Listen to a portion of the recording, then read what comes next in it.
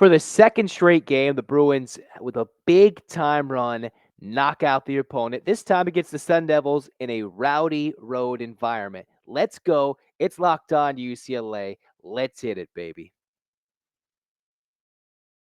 You are Locked On UCLA, your daily podcast on the UCLA Bruins. Part of the Locked On Podcast Network, your team every day.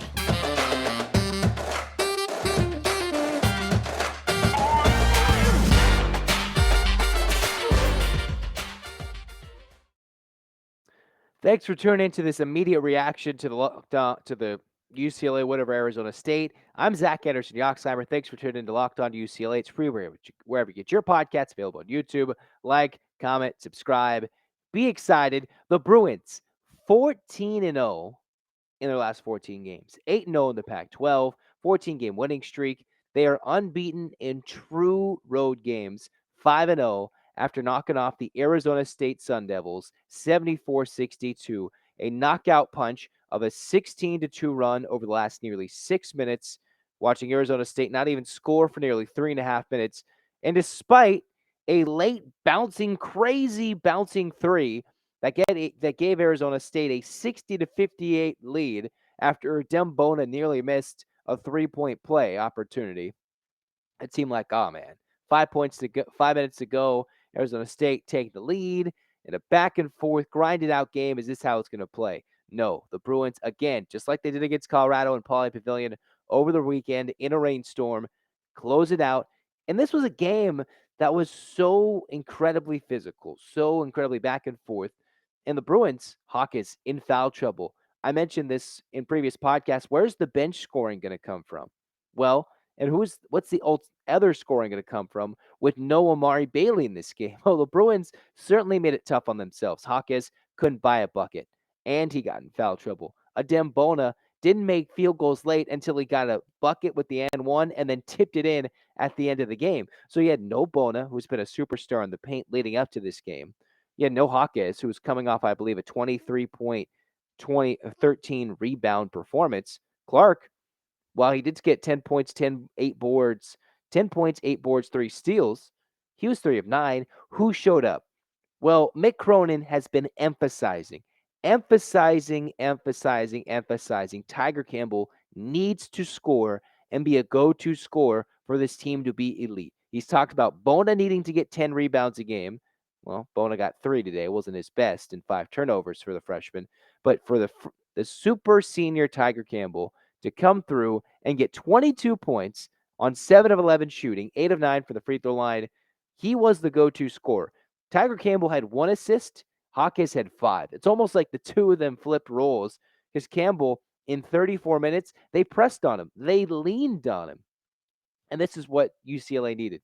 Tiger Campbell to come through and score. And I'd also mentioned David Singleton had been ice cold from downtown. 0 for 9 in his last 2 games combined. Last week, he didn't hit a 3 except in practice and in warm-ups and in post-game reps after going 0 for 9 against Utah and Colorado. And that's fine. Utah's very scrappy defensively, just like Arizona State is. Very scrappy. They can guard the three-point line with the best of them. Arizona State apparently didn't pose the same problem because David Singleton, that extra scoring that, got asked for, that extra scoring, Singleton got 21 on 7 of 10 shooting and played almost the entire game if it wasn't for Jalen Clark playing practically 40 minutes. Singleton played basically the whole game with 38 minutes and Campbell with 34, which is going to be tough going forward because UCLA is not deep. I hope you guys know this by now. Mick Cronin can run out 10 guys, 9 guys, 11 guys when Bailey gets back, but they're not deep. And they have horrible depth when it comes to significant contributions beyond 7 deep. But Singleton rose to the challenge, hit 4 threes. Of course, a starter. Big-time buckets coming in big-time ways. Despite being cold, when they needed him to score, Singleton scored. And then the emotional energy off the bench, the spark plug that is Dylan Andrews, they needed every one of those 7 points with that big-time dunk. Looked like he got fouled, but I guess the replay showed he was not fouled. Although always drawing the ire of Mick Cronin from getting the technical foul after talking trash. That was the emotional lift it seemed like UCLA needed. One of many in a game that featured 33 combined turnovers, not a game where either team was truly dominating in one facet other than one way or the other, but a game that was tied 8 times. 14 lead changes. Arizona State actually led the majority of this game, including going into half. But if you look at the numbers of how much each team led, they led fairly close, 15 plus minutes for the Bruins, 17 and a half minutes for Arizona State. They got their 3 guys in double figures, but the difference is they didn't get their usual 4 guys per game in double figures, right? They kept Desmond Cambridge Jr., the reigning Pac-12 Player of the Week, in relative control. DJ Horn, relative control. You had Nunez, who had 10, but they didn't let his brother Cambridge go off for big minutes. They didn't let Collins go off for big points. So the Bruins did what they needed to do. But this is, it shows you what the Bruins know how to do in winning time. There's the clutch gene and then there's winning time. Winning time is when there's 5 minutes left. You're sitting there, you're buckled in, either at home, you're in the game, you're watching it, you're playing it, whatever it is. It's within a bucket. It's a game that's been a slugfest, not of crazy points, not of punches, just one of those games where you just don't know who's going to win. And each team, Mick Cronin preaches deflections, deflections, deflections. And boy, oh boy, this game had plenty of deflections, passes stolen, ugly turnovers every which way. And in winning time, the final 5 minutes was within a bucket or two. The broadcast showed Arizona State in 2 possession games this year is one of the best teams in the country. Under Bobby Hurley, the last 3 seasons, including this one, is one of the best teams when it comes to these, maybe not 1 possession games, 1 to 2 3-point games, but when it's close late, they know how to win. Last year went to triple overtime against a not as good Arizona State team after they hit the portal this most recent offseason to get a team that was competitive like this one this year. They usually can win these games like they did last year against the Bruins at home in triple overtime. But you could argue that the Bruins, with more veteran savvy, with Tiger Campbell, it was evidenced, right, by that big Hawkes rebounds, full court length pass, Campbell streaking down for the layup, and when pressure comes from behind, turns, pivots, and lays it up to the fifth-year senior in Singleton, who lays it up in that simple veteran moxie that they just have on the road. They came here last year. They know the disappointment it was to play in Tempe and lose that heartbreak of a game in that same Arizona State week. They know that this is an important week that can determine their seeding line, how much easier it can be to go deeper in the tournament going forward. Joe Lenardi said it. You win both these games this week, they are a 1 seed, probably out west.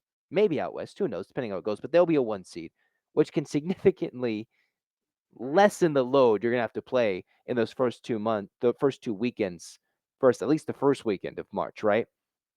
So UCLA, they got their defensive stops. Another key statistic to look at, while the Bruins did turn over 13 times, a little more than their average, forced nearly 20 Sun Devil turnovers and got 24 points off of those turnovers. The Bruins won this game by 12 on that late 16-2 run where they just blitzed the Sun Devils and they didn't know what hit them.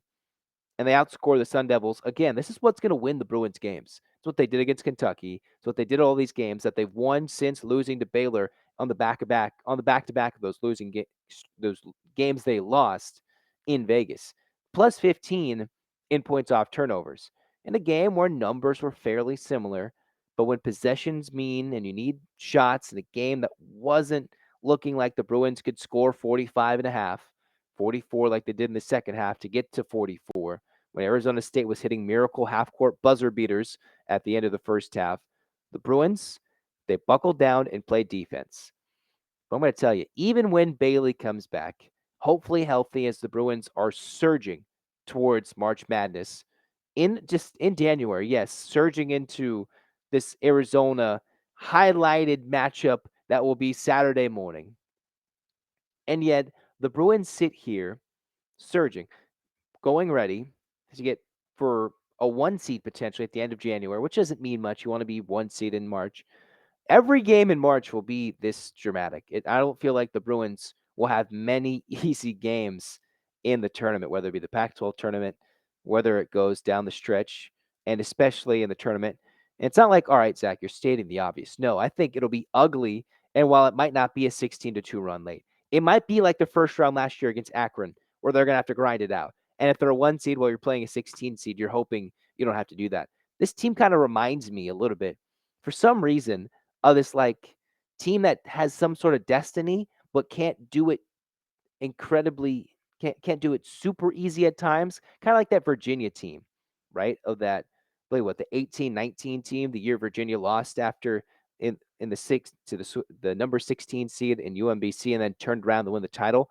In those 6 games, Virginia probably didn't have uh, a point differential of greater than 10 in most of those games when they won.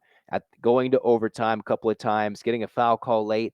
That's how I think this Bruins team will advance deep in March. It'll be, we outgrind you, we play better defense, and you make your mistake and we'll make you pay. Hawkes couldn't buy a bucket. All of a sudden, he's making big moves down the paint, drilling threes when the Bruins needed it most. Clark, he's not having the best shooting night. Pokes a steal, boom, Bruins layup. Bona, what does he do?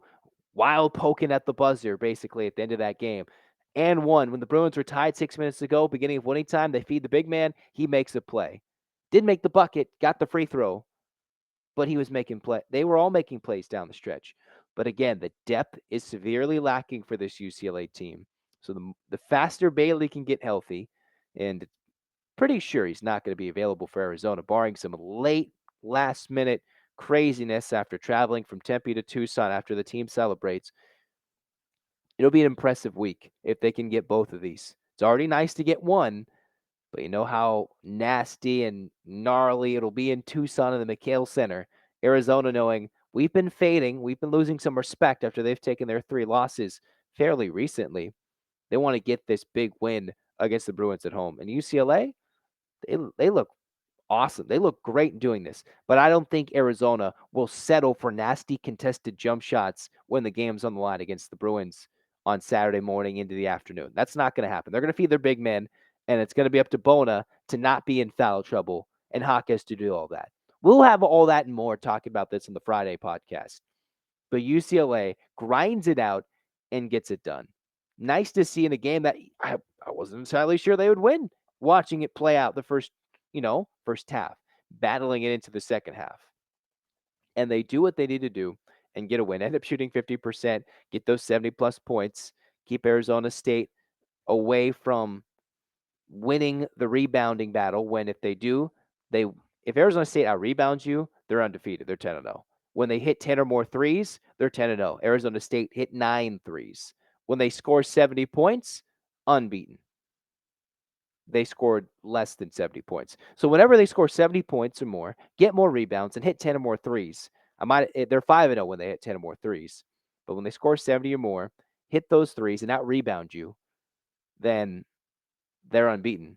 And again, the Bruins numbers remains. When they allow less than 70 points, unbeaten. 70 or more, they've lost 2 games. So if the Bruins defense continues, look for it to continue into mastery into Tucson. We'll talk about that coming up soon. Thanks for this immediate, loud reaction. Thanks for tuning in for Locked On UCLA. We'll tell you more about Built Bar, because if you're looking for a delicious treat that just not only is a UCLA win, one of 2 hopefully, but if you're looking for a delicious treat that does not have all the fat and calories, you've got to try a Built Bar. If you went through the holidays and you want to eat healthier this year, just like me, Built Bars, healthy is actually tasty. You've got to try Built, and just know they're so delicious for you that it's perfect for your New Year's resolution. They're covered in 100% real chocolate. That's right, real chocolate. They've got churro flavors, peanut butter brownie, coconut almond. They've got it all. Unbelievable flavors, 17 grams of protein, and you can go to built.com and get your order. 13 box, get a 4-box pack, 12-box pack, your local grocery store, Walmart, Sam's Club, they got them there. Go get yourself a Built Bar, because just like Built Bar, the Bruins are built for success. Let's get that Saturday one against Tucson. The Bruins, 16-2 run, knockout Arizona State, get that 14th win in a row. 8 clap time, baby. And 1, 2, 3, 4, 5, 6, 7, 8. UCLA, let's go. We're excited. UCLA, fight, fight, fight. Let's go. We're all discombobulated. Yes, I'm trying to fix my light. If you're watching on YouTube, I'm all out of sorts, whatever it is. Let's try that again. 1, 2, 3, 4, 5, 6, 7, 8. UCLA. UCLA, fight, fight, fight. There we go. When you do an 8 clap every day, you're game for losing. You're messing up a couple. You're bound to mess it up. It is what it is. Either way, I'm Zach Anderson-Yoxsimer signing off for Locked On UCLA. Bruins get that dub, 14 in a row. We will preview that Arizona matchup coming up shortly with Locked On UCLA. Stay tuned. This has been Locked On UCLA. Immediate reaction. Go Bruins.